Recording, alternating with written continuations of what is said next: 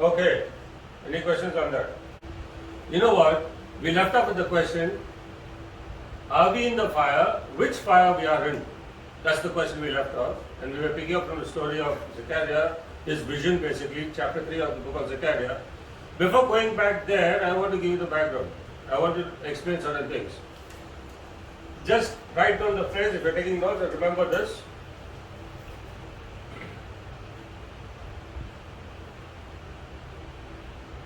Because of past blunders,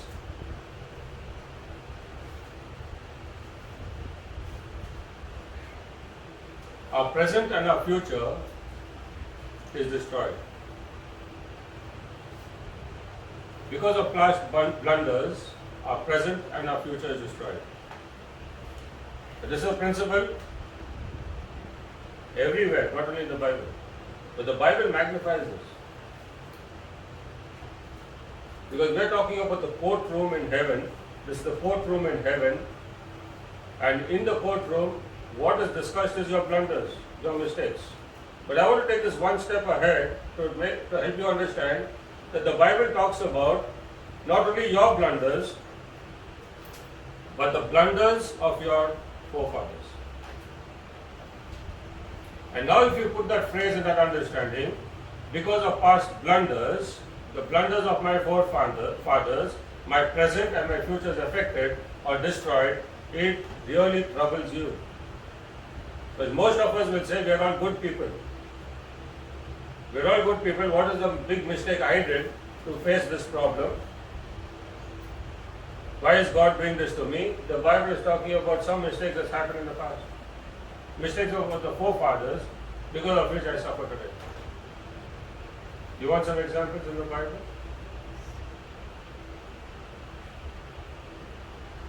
You remember the priest Eli, the priest Eli? Because of his blunders and because of the sins of his children, his whole house was cursed. The curse was put on his house. And the curse was that no male child will survive and they will not serve in the temple. That was the curse.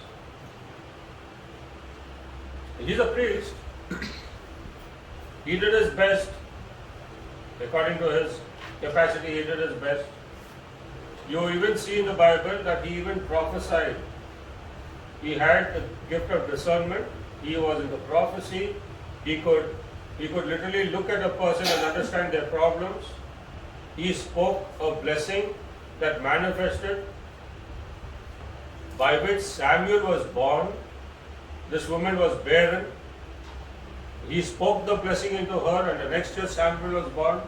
Now, this priest was not a simple priest, but he was cursed. And his offspring, years later,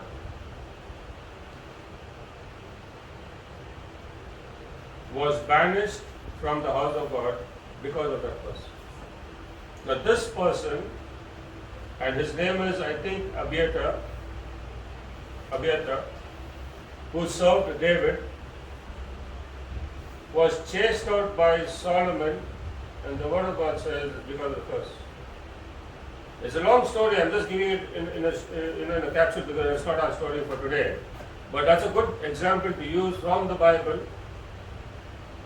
Because of the mistakes of the forefathers, this fellow has to leave shamelessly. By the way, he escaped from his other brothers and his fathers, uncles, because they were all slaughtered by Saul. They were all slaughtered. He escaped. He was young, he escaped.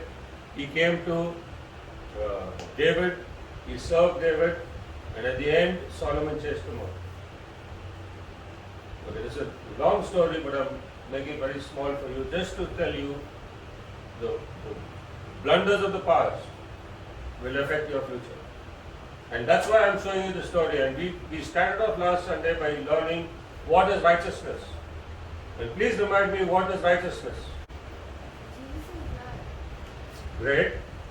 The two words I'm looking at, righteousness. So it's love, it's blood, it's Jesus. That's righteousness. He loved us, so He gave Himself for us. He is righteous, so we become the righteous in God through Him. We become righteous in Jesus in the sight of God. It's because He loved us. And the word righteousness basically is the word that is necessary that you got to understand. If you are not righteous, you don't get heaven. Remember that. If you understand the Bible, the New Testament, it's only the righteous who get heaven. That's what the Bible says. The righteous who inherit the kingdom. Does it say that? The righteous that inherit the kingdom? You got to answer, am I righteous? If you're not righteous, you don't get heaven.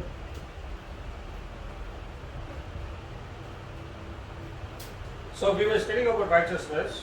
Am I losing you? Am I getting you somewhere? I'm just preparing the background to get into the story that I want us to get, a very interesting story. Without righteousness, you don't get heaven. And the Bible teaches us how to, the baby steps of becoming righteous, or to be at least stepping into righteousness, and that is being born again. You cannot be born again without the blood of Jesus. You've got to confess your sins. You've got to repent of your past. All these are the baby steps to righteousness. Because now that you accept Jesus and He's righteous, you become righteous through Him. That's the point of righteousness. But then righteousness has got to progress. Because your progress is noted down in the book. There is a book, the Bible talks about there is a book, and heaven notes down everything that you do. You're accountable for all your actions. In fact, it says you're accountable for every word you speak. How do you like that? Every word you speak. So we use words so carelessly, we have to get an account. You're accountable. So Jesus said, go ye therefore and make disciples, correct? One of the things about disciples is discipling yourself to be disciplined. One of the discipline is control your mouth, control your tongue. One of the discipline is that. You've got to be disciplined.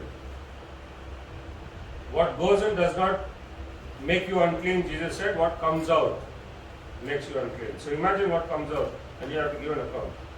All of us want to go to heaven, but they don't like instructions. Like you keep telling many things, you don't like the discipline. Okay, to get to heaven, you need to be disciplined. And that's the progress of righteousness.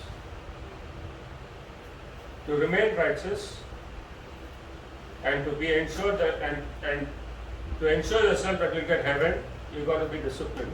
You've got to discipline yourself. Because the natural magnifies the spiritual. If you're naturally disciplined, if you know the time you get up, the time you sleep, what you eat, what you talk, what you exercise, you will know what you'll exercise in the spiritual. Your spiritual will be exercised. If you can't take care of the physical, you will never get the spiritual. You will never get the spiritual. Everybody wants the spiritual, tell me. Who doesn't want the blessing? But instead of the blessing, they get the curse. They really get the spiritual. Easily. That's the curse. It's easy to get the spiritual in the negative. You're born with it. It's difficult to get the spiritual in the righteousness, in the positive, in what God wants, because you've got to discipline yourself for it. In the negative, from hell, it comes easily, it's natural, it comes easily because you are born in curse, you are born in sin. Is that correct? That's what the Bible says. So you've got to discipline yourself to remain in righteousness, and disciplining yourself, I always say, starts with the physical. God told Adam, first take care of the garden. If you can't take care of the natural, forget about the spiritual. You are wasting time here. So in spite of being a priest,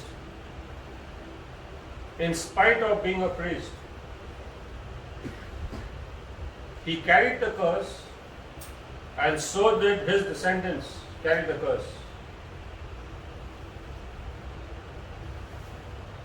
And they all lost it in spite of being priests. Much more ordinary people in the kingdom. So I'm showing you something. I'm talking about another priest this morning. His name is Joshua. Another priest, and his name is Joshua. Now this is not the Joshua who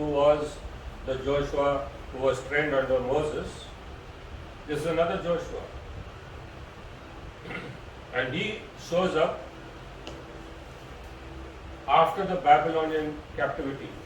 He shows up there He is born in Babylon. His father was taken there captive to Babylon. And in Babylon he grows up. And from there he comes back to Jerusalem. And God appoints him to be a priest. And his job is to ensure that the temple is rebuilt. That is his job. Rebuild the temple, that's his job. Now you should understand one thing. When God calls you to do something, He will first empower you, then He will call you. He will not call you and expect you to use your finances, your strength, your understanding. He is not that kind of a God. He will first give you and then He will call you. That's how God is. So He called Joshua and Zerubbabel. The two men, I'm just using these names because we read of them last Sunday. I'm just bringing it back to our memories. They were appointed to be leaders. So Zerubbabel was a leader for the people, appointed. Joshua was appointed to be a priest. And so they come from Babylon to build this temple. He's coming from a foreign land to his hometown. For example, he comes from Canada back to Goa. So just for example. He's coming back to his hometown to build what is known as the national monument. The identity of the nation. He's coming to build that. There is no nation Israel if there is no temple. It's the monument of the nation. It's the identity of the nation. National monument. He's coming to build this. It was destroyed 70 years back by the Babylonians. It was destroyed. It was broken down. It was burnt up. It was looted. You remember it had gold coverings. It was richly ornamented. It was the most beautiful structure in all the world. It was destroyed by the Babylonians. He's coming back to restore it. And he's coming back with permission of King Cyrus, the Persian king, and by the decree of God, the command of God. These two men are to lead in this project. They are the ones who are supposed to get this job done. Zerubbabel and Joshua is appointed to do this job. They come and they kind of break ground. They come and break ground, they lay the foundation stone, they set the ball in motion, they start the activity, they start the work. And when their work is in progress, the people of the land who come to them, the people of the land who settle in the land, while the Jews were not there, the others came and occupied the land. They occupied the land, they're living on that land, they come to Joshua and Zerubbabel and say, we also worship your God, we've enjoyed His blessings, we will also help you in this great work that you have undertaken. Who said this? The people of the land, the settlers, the intruders, the people who settled there for 70 years. They came and said, we will help you in building this because even we worship this God. Joshua turned around and said, you have nothing to do with this. We don't want your help. Get out. He didn't take their help. And he was very straight with them. It's all in the book of Ezra. He didn't take their help. And I'm just telling you the story because I need you to understand these things. Because when you try to build something for God, the wrong partnership will come in and you will not know. You will not know. If there is no righteousness, they have nothing to do with God. If they're not stepped up to become righteous, if they don't want Jesus, why can help you? What is their intention in helping you? He didn't take anything. He didn't take a peanut from them. He didn't take anything. And so he did not take their help. Joshua said nothing to him. I'm not using you. I don't want your help. So you know what these guys did? They began to conspire and they stopped the work. They got the power to stop your work, especially the work of God. Especially if you are not committed to what you are doing. I told you, you got to learn to use the currency. If you don't have commitment for what you're supposed to do, anybody will stop you. And so the work stopped. And we picked up the story last Sunday, 16 years later. Hence, 16 years later, God raised up two prophets. One was Zechariah and one was Haggai, or Haggai. Two different ways of pronouncing his name. Which part of the world they belong to, we come to know. Haggai western, Haggai eastern. Haggai or Zechariah. Two men God raised up to encourage the people, it says, to encourage the people so that the work will resume. Now please stop in your tracks to think what kind of encouragement they have done for them. Were they masons? Were they carpenters? Did they have the money? Were they politicians? What encouragement that they gave? They only gave them the word of God. The two prophets gave them the word of God. If you don't have word of God, you have no power, no fuel to accomplish anything. You'll be going all over the place, you'll be lost, you will accomplish nothing if you don't have word of God. And so God raised up two men, Haggai and Zechariah, who preached and preached and preached and gave them encouragement, and then these men resumed the work. Their hands were strengthened, the word of God says, to resume the work. And they resumed the work to rebuild this temple, which was a national monument.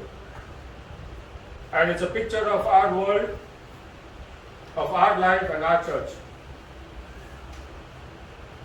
And God expects two people. Always the Bible is of twos. There are always twos in the Bible. And the two people who were involved in the work were Zerubbabel and Joshua. Joshua is the priest. Zerubbabel is the representative of the people. If you don't have a people representative and a priest, if you can't understand this, you're not building any house of God. The New Testament calls us to be the priests, am I right? We are priests, the New Testament. All of us are priests. Who tells us this? Who tells us this? 1 Peter. Peter tells us this. The one who the most of the majority of the so-called Christians call him the Pope. The Pope is telling us we are priests. And nobody's listening to the Pope what he says. He himself wrote it in his letter. That we are all priests. All of us. When I say all of us, all who are righteous, all who have received Jesus, all who are in the Lord are priests. Peter says this in 1 Peter. So, the priest, if he is not a representative of the people, he is not building he is not in God's work, he is not building God's house, if he is not representing the people. Zerubbabel and Joshua both were necessary. And there's a verse that says, Zerubbabel laid the foundation. So the representative actually builds it. And what the priest does then? The word of God also says, and Zerubbabel will complete it. So it's a representative that builds and completes, starts and finishes, a representative. If you don't have a representative nature in you, that I represent somebody, you're wasting your life. I'm telling you, I'm talking of the higher order. So Jesus said, go and make disciples. To make disciples, you've got to represent somebody. Who are you representing? Is the question. If you don't represent anybody, you're not building anything, you're not completing. You've got to take on this understanding. Then you will build up yourself to such a manner that you will be able to represent somebody, that is, disciple somebody. Otherwise, you're wasting your life. Am I making sense? This is all the background before we get into the story. So, the priest has his duty, has his role to play, and the representative has his role to play. And the representative may build the temple. He may build, he may do God's work, he may build what God wants him to build. But if there's no priest, it's useless, isn't it? It becomes Taj Mahal. Beautifully built, but no connection. If there's no priest, there's no connection. Are you with me so far? And so, who's attacked? Not the builder. It's the priest who's attacked. Who's put on the spot is the priest, not the builder. In fact, Satan will allow the building to go on. He will also encourage it. That's why he came and said, we'll help you to build. It's the priest who recognized it and said, no way.